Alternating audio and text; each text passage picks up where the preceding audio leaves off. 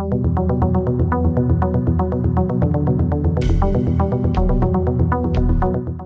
মানে যেখানে রোমাঞ্চ, উত্তেজনা আর ভিন্ন মাত্রার আবেগ, সেই খেলার মাঠে এখন চলছে প্রতিবেশী দেশের রাজনৈতিক টানাপোড়েন।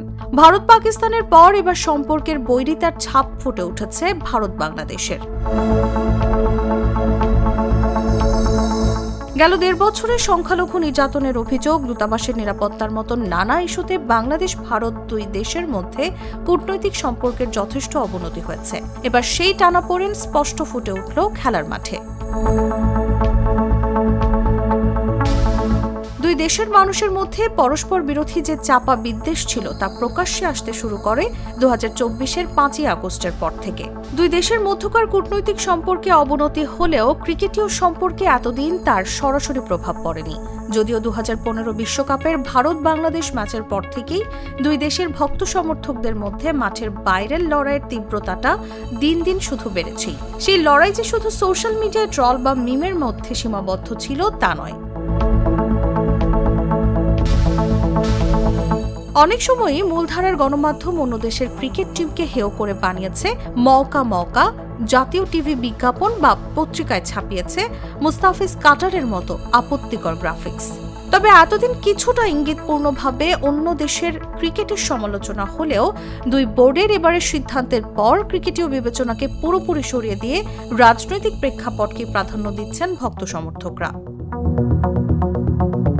ভারতের ক্রিকেট বোর্ড বিসিসিআই এর নির্দেশে আসন্ন আইপিএল এর স্কোয়াড থেকে মুস্তাফিজুর রহমানকে বাদ দিয়েছে কলকাতা নাইট রাইডার্স।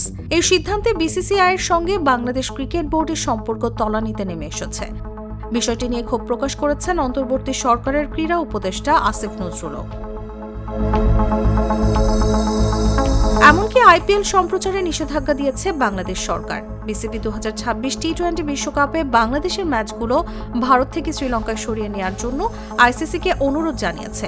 আইপিএল এর দীর্ঘ ইতিহাসে এমন নজির অতীতে কখনোই দেখা যায়নি। মিনি নিলাম থেকে কেনার পর ইনজুরি বা ক্রীড়া সংক্রান্ত কারণ ছাড়াই মুস্তাফিজুর রহমানকে ছেড়ে দিতে বাধ্য হয়েছে কলকাতা নাইট রাইডার্স। উগ্র হিন্দুত্ববাদীদের হুমকিতে নতি স্বীকার করে ভারতের ক্রিকেট বোর্ড এমন নির্দেশ দিয়েছে।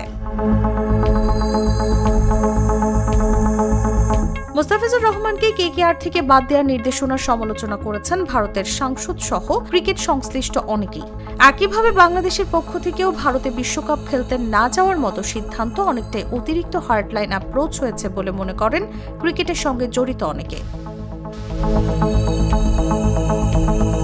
বিশ্লেষকরা বলছেন এই ইস্যুতে দুই দেশের নেওয়া পদক্ষেপেই ক্রিকেটীয় কূটনীতিকে প্রাধান্য না দিয়ে রাজনৈতিক বিবেচনাকে অগ্রাধিকার দেওয়া হয়েছে।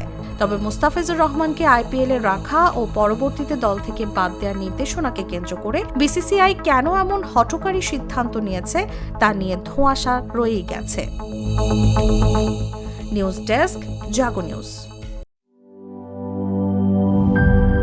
দুধার চকলেটে একাকার হয়ে ওঠা প্রাণ লেয়ার সম্পর্কের মিষ্টি ম্যাজিক।